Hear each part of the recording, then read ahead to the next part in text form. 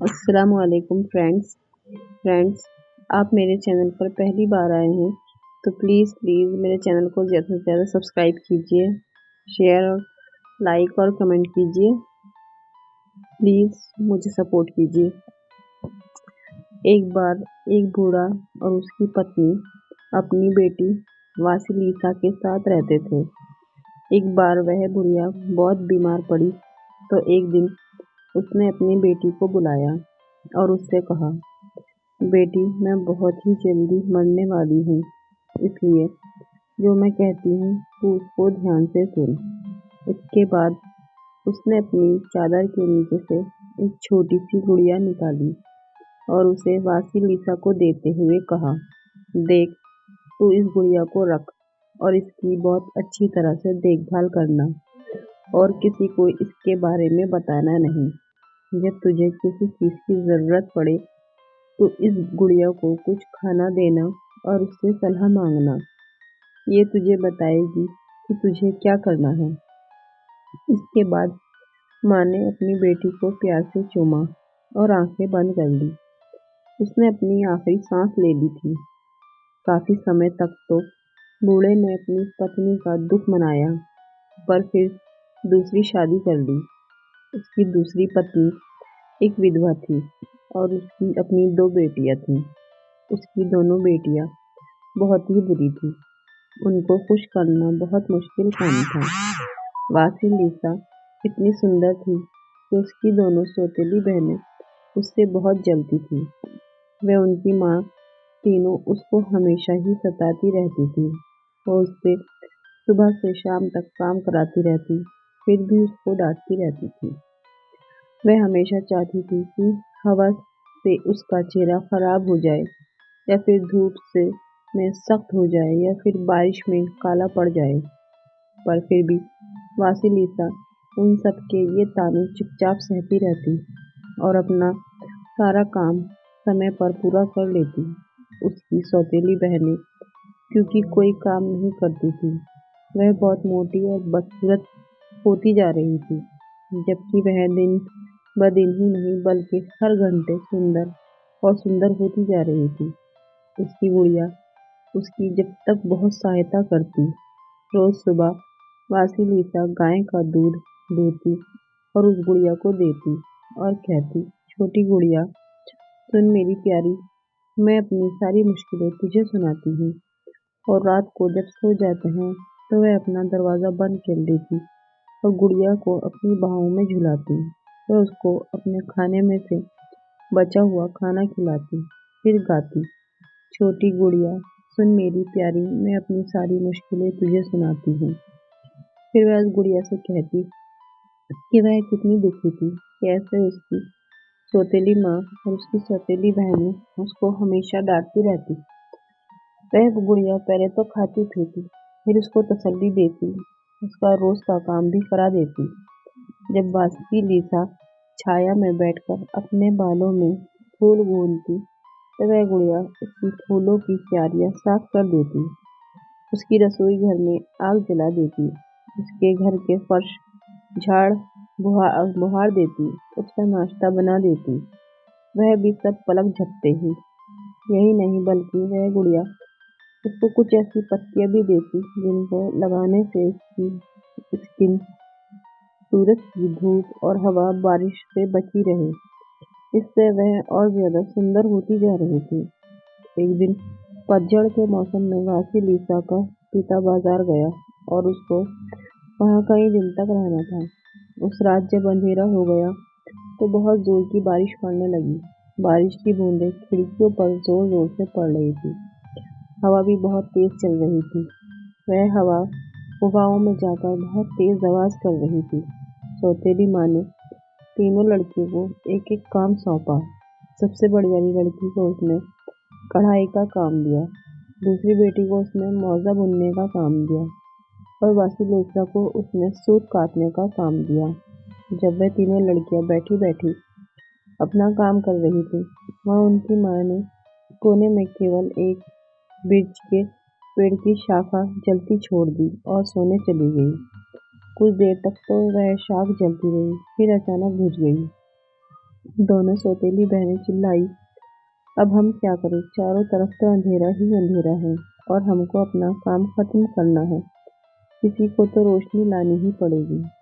सबसे बड़ी बेटी बोली, मैं तो बाबा यागा के घर जा नहीं रही। दूसरी बेटी बोली, मैं भी उसके घर नहीं जा रही। तो दोनों एक साथ बोली, तब तो वासिलिसा को ही उसके घर जाना पड़ेगा और उसके घर से रोशनी लानी पड़ेगी। ऐसा कहकर उन दोनों ने अपनी सौतेली बहन को बाबा यागा के घर से रोशनी लाने के लिए धक्का देकर बाहर निकाल दिया। बेचारी वासिलिसा पहले तो जानवरों के बाड़े में गई। वहां उसने कुछ खाने के टुकड़े अपनी गुड़िया को खिलाए और बोली, छोटी गुड़िया, सुन मेरी प्यारी, मैं अपनी सारी मुश्किलें तुझे सुनाती हूँ। और फिर उसने उसको बताया कि उसकी सौतेली बहनों ने उसको बाबा यागा के घर जाकर रोशनी लाने को कहा है। वह चुड़ैल जादूगरनी तो को यकीनन खा ही जाएगी। उस छोटी गुड़िया ने अपना खाना शांति से चुपचाप खाया। खाना खाने के बाद उसकी दोनों आंखें दो चमकीली जलती हुई मोमबत्ती की तरह से चमकने लगी। वह बोली, डरो नहीं वासिलिसा, तुम मुझे अपने पास ही रखो और बेधड़क होकर तुम बाबा यागा के पास जाओ।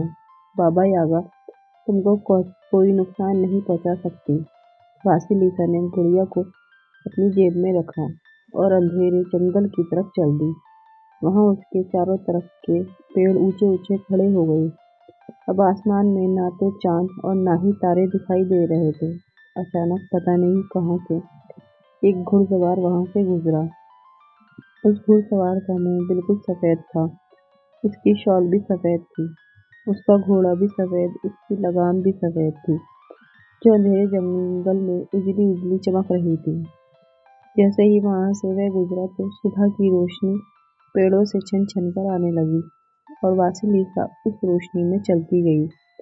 तभी एक दूसरा घुड़सवार अपना घोड़ा दौड़ाता आया। उसका चेहरा लाल था, उसकी शाल भी लाल, उसका घोड़ा भी लाल, उसके घोड़े की लाल लगाम उस सुबह की रोशनी में लाली फैल रही थी। जैसे ही वह लाल चेहरे वाला घुड़सवार वहां से गुजरा तो लाल सूरज निकल आया और उसकी गर्म गर्म किरणें वासिलिसा के चेहरे को छूने लगी। वह किरणें उसके बालों पर पड़ी तो ओस की बूंदों को सुखाने लगी। वासिलिसा बिना आराम किए जंगल में सारा दिन चलती रही। शाम तक चलते चलते वह जंगल में एक खुली जगह में आ गई। उस खुली जगह के बीच में मुर्गी के पंजों पर लकड़ी की एक झोपड़ी खड़ी थी। उस झोपड़ी के चारों तरफ एक चारदीवारी लगी हुई थी, जिस पर आदमियों की खोपड़ियां सजी हुई थी। उस चारदीवारी में एक दरवाजा था, जिसके डंडे एक मरे हुए आदमी की टांगों के से थे। उस दरवाजे के कुंडे मरे हुए आदमी की बाहों के से थे। उस दरवाजे के ताले मरे हुए आदमी के दांतों के थे। ये सब को देखकर वासिलिसा तो वहां डर के मारे बिल्कुल ही बिना हिले ढुले जमीन से चिपकी खड़ी रह गई। तभी एक तीसरा घुड़सवार वहां अपना घोड़ा दौड़ाता हुआ आया। उसका चेहरा काला था, उसका शाल भी काला, उसका घोड़ा भी काला और उसके घोड़े की लगाम भी काली ही थी। जैसे ही वह वहां आया तो उसने अपने घोड़े से उतरा और उन झोपड़ियों की अंधेरी आंखें जो उस झोपड़ी की चारदीवारी पर लगी थी, आग की तरह चमकने लगी। इससे वहां खुली जगह में दिन की तरह रोशनी हो गई। यह देख कर वासिलिसा कांपने लगी। इनको देखकर तो वह इतनी डर गई कि हिल भी नहीं पा रही थी। पर इससे ज्यादा बुरा हाल तो उसका भी होने वाला था। जल्दी उसने महसूस किया कि वह हवा कांप रही थी और उसके पैरों के नीचे की जमीन हिल रही थी। बाबा यागा जंगल में अपनी ओखली में बैठी उसको अपने मूसल से उड़ाती है और झाड़ू से अपने पीछे के निशान मिटाती मिटाती उड़ती चली आ रही थी। झोपड़ी के दरवाजे पर आकर वह रुकी और वहां उसने अपनी नुकीली नाक उस लड़की की तरफ करके हवा में कुछ सूंघा और बोली, फो फी फो फुम, मुझे एक रूसी के खून की खुशबू आ रही है। तुम कौन हो? लड़की बोली, मैं वासिलिसा हूँ। मेरी बहनों ने मुझे यहाँ रोशनी लाने के लिए भेजा है। वो जादूगरनी चिल्लाई। आहा वासिलिसा, मैं तुम्हारी तोतली माँ को बहुत अच्छी तरह जानती हूँ। तो तुमको रोशनी चाहिए। इसके लिए तुम्हें यहाँ ठहरकर मेरे लिए पहले कुछ काम करना पड़ेगा। उसके बाद हम देखेंगे। फिर वह अपने दरवाजे की तरफ मुड़ी और बोली, ओ मेरे मजबूत कुंडे खुल जा मेरे चौड़े दरवाजे, खुल जा, वरना। दरवाजा तुरंत ही खुल गया। दरवाजा खुलते ही बाबा यागा अपनी ओखली में बैठी अंदर चली गई। वासिलिसा उसके पीछे पीछे थी। जैसे ही दोनों उस दरवाजे के अंदर घुसी तो वह दरवाजा अपने आप फिर से वैसे ही कसकर बंद हो गया। अंदर पहुंचते ही उस जादूगरनी का बागीचा था जिसमें एक बिच्च का पेड़ खड़ा था। वह बिच्च का पेड़ वासिलिसा की आंखें निकालने के लिए नीचे की तरफ झुका तो जादूगरनी चिल्लाई, उसको छोड़ दे, मैं बाबा यागा उसको यहाँ लेकर आई हूँ। पेड़ ने उसको छोड़ दिया। वे आगे चले तो झोपड़ी के दरवाजे पर एक बहुत ही भयानक कुत्ता लेटा हुआ था। वह उस लड़की को देखकर उसको काटने दौड़ा। जादूगरनी वहाँ भी चिल्लाई, ओ कुत्ते, उसको छोड़ दे, मैं बाबा यागा उसको यहाँ लेकर आई हूँ। ये सुनकर कुत्ते ने भी उसको छोड़ दिया। दोनों घर में अंदर घुसी तो अंदर एक काली बिल्ली वासिलिसा को खरोचने के लिए दौड़ी। जादूगरनी उससे भी चिल्लाकर बोली, छोड़ दे उसको, ओ बिल्ली, मैं बाबा यागा उसको यहाँ लेकर आई हूँ। फिर वह वासिलिसा से बोली, तुम देख रही हो ना वासिलिसा, तुम मुझसे ऐसे ही नहीं बच सकती। मेरी बिल्ली तुमको खरोच लेगी, मेरा कुत्ता तुमको काट लेगा, मेरा वृक्ष का पेड़ तुम्हारी आंखें निकाल लेगा और मेरा दरवाजा तो तुमको अंदर ही नहीं आने देगा। अंदर जाकर बाबा यागा के बने एक चूल्हे पर जाकर लेट गई और अपने रसोई घर से चिल्लाकर बोली, ओ लड़की, मेरा खाना ले आ। तभी एक काली आंखों वाली नौकरानी वहां खाना लेकर आई। उसका वह खाना 10 लोगों के खाने के बराबर था।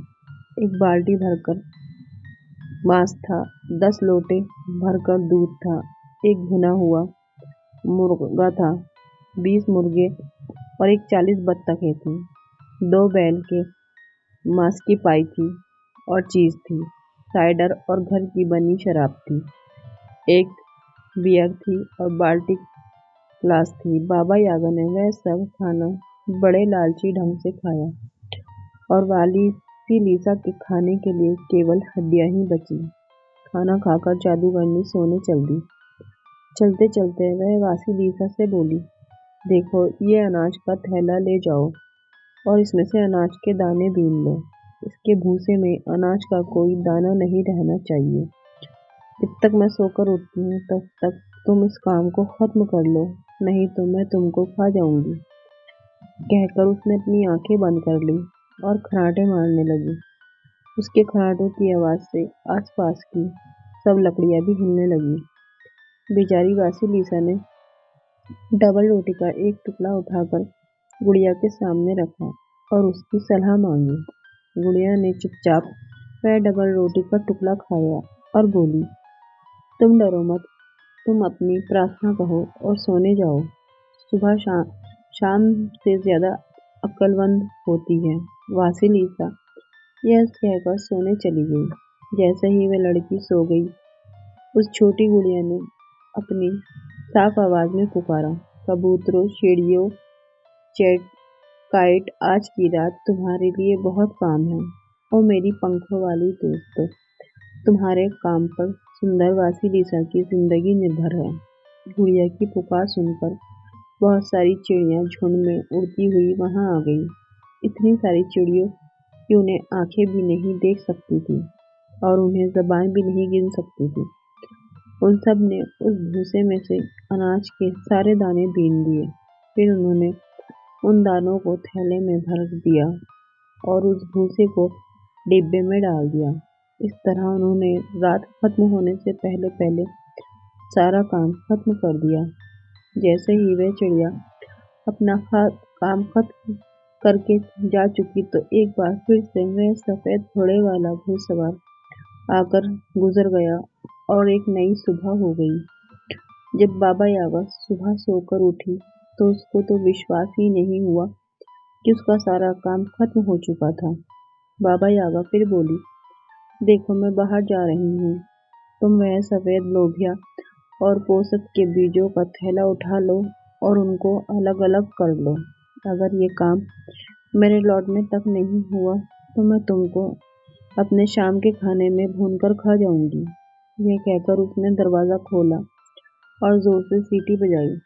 उसकी ओखली और मूसल तुरंत ही वहां आ गए। वह अपनी ओखली के अंदर बैठी और पल भर में ही अपने घर के कंपाउंड से बाहर निकलकर पेड़ों के ऊपर उड़ने लगी। उसके जाने के बाद वह लाल रंग वाला घुड़सवार वहां आया और लाल रंग का सूरज आसमान में निकल आया। वासिलिसा ने फिर डबल रोटी का एक टुकड़ा उठाकर गुड़िया को खिलाया और उससे सहायता मांगी। जल्दी ही गुड़िया ने अपनी साफ आवाज में कहा, मेरे पास आओ, घर और मैदान के चूहों, ये बीज चुन दो वरना ये बेचारी मर जाएगी। ये सुनते ही बहुत सारे चूहे दौड़ते हुए वहां आ गए। इतने सारे कि उन सबको ना तो आंखें देख सकती थी और ना ही जुबान बता सकती थी। उन्होंने दिन खत्म होने से पहले ही अपना सारा काम खत्म कर दिया।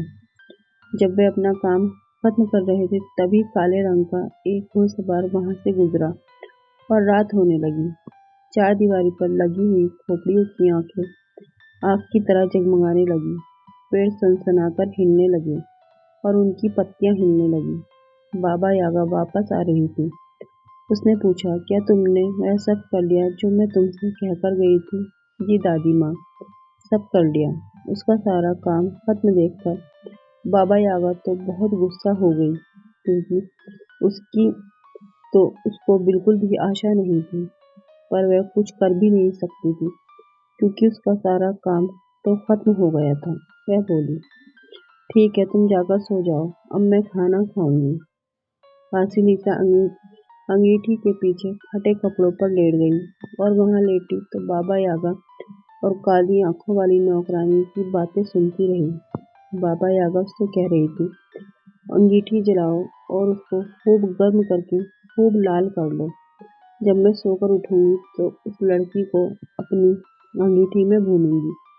उसके बाद वह अंगीठी पर जाकर लेट गई। उसने अपनी ठोड़ी एक अलमारी पर रख ली और अपनी नाक एक बेंच पर रख दी और अपने आप को अपने पैर से ढक लिया। उसने इतनी जोर से खर्राटे मारने शुरू कर दिए कि सारा जंगल हिलने लगा। वासिलिसा ये सब सुनकर रोने लगी। उसने अपनी छोटी गुड़िया अपनी जेब से निकाली और उसके सामने डबल रोटी का एक टुकड़ा रखकर बोली, छोटी गुड़िया, छोटी गुड़िया, सुन मेरी प्यारी, मैं अपनी सारी मुश्किलें तुझे सुनाती हूँ। गुड़िया ने उसको बताया कि उसको क्या करना है। वासिलिसा रसोई घर में गई और उस काली आंखों वाली नौकरानी के सामने सिर झुकाया और बोली, मेहरबानी करके मेरी सहायता करो।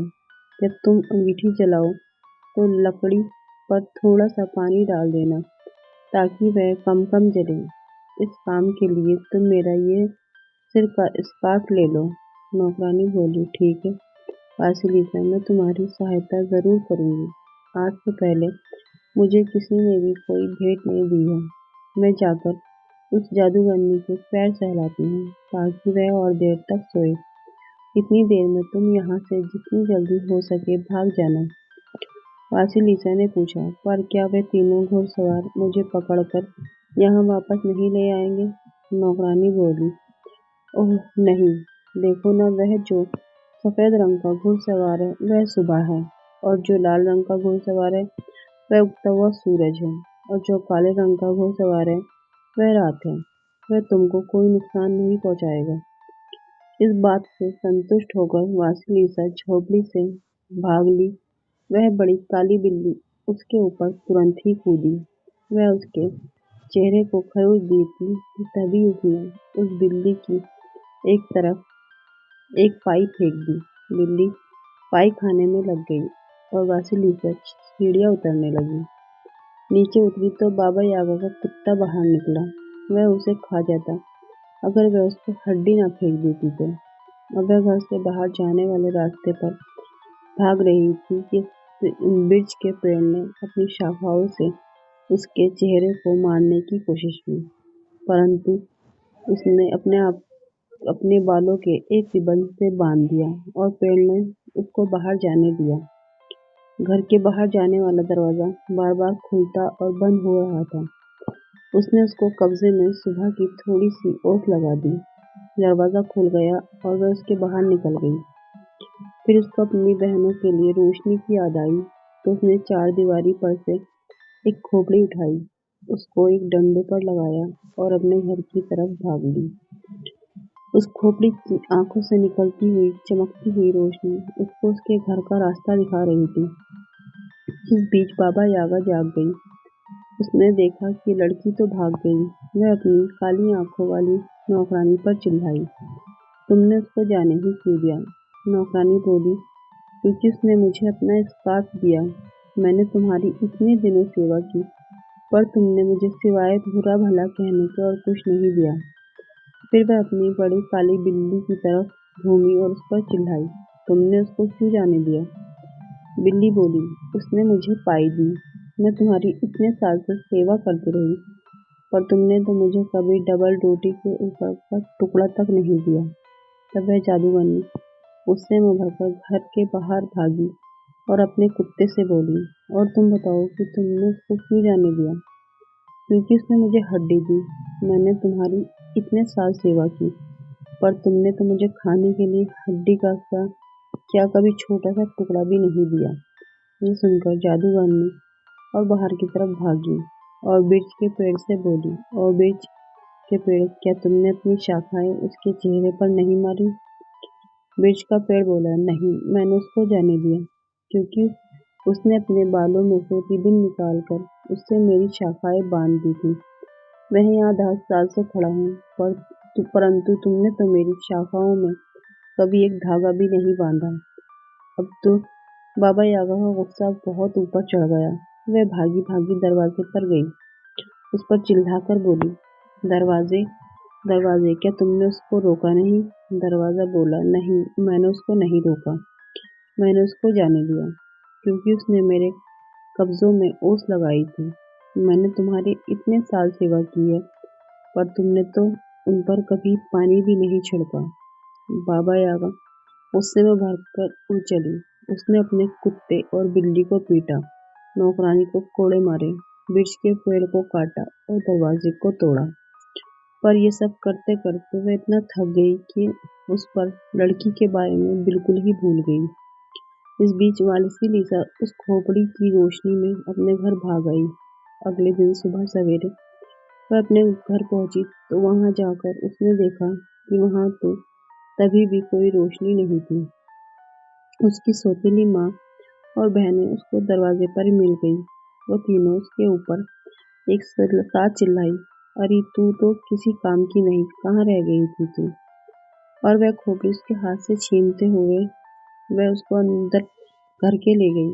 उसको घर के अंदर ले जाते ही एक अजीब घटना घटी। उस खोपड़ी की चमकती हुई आंखें वासिलिसा की सौतेली माँ और बहन के ऊपर जम गई और उनकी रोशनी उनके अंदर घुसती चली गई। उन्होंने अपने आप को बचाने की कितनी कोशिश की, पर वे आंखें उनका पीछा करती ही रही। इससे वे तीनों जलती रही, काली होती रही, जब तक कि वे पूरी की पूरी जल नहीं गई। केवल वासिलिसा ही बची। अगली सुबह वासिलिसा ने वह खोपड़ी ली और उसको बगीचे में गाड़ दिया। कुछ समय बाद वहां गहरे लाल रंग के गुलाब का एक पेड़ उगाया। उसी दिन वासिलिसा का पिता बाजार से घर लौट आया और वासिलिसा से सारी कहानी सुनी तो वह अपनी उस बुरी पत्नी और उसकी दोनों बिगड़ी हुई बेटियों से छुटकारा पाकर बहुत खुश हुआ। उस दिन के बाद वासिलिसा और उसके पिता दोनों शांति से रहने लगे। वासिलिसा उस गुड़िया को अभी भी अपनी जेब में रखती है, क्या पता उसको कब उसकी जरूरत पड़ जाए। फ्रेंड्स, आपको मेरी कहानी कैसी लगी प्लीज कमेंट में बताइए और मेरे चैनल को ज़्यादा से ज़्यादा सब्सक्राइब कीजिए, शेयर, कमेंट और लाइक कीजिए।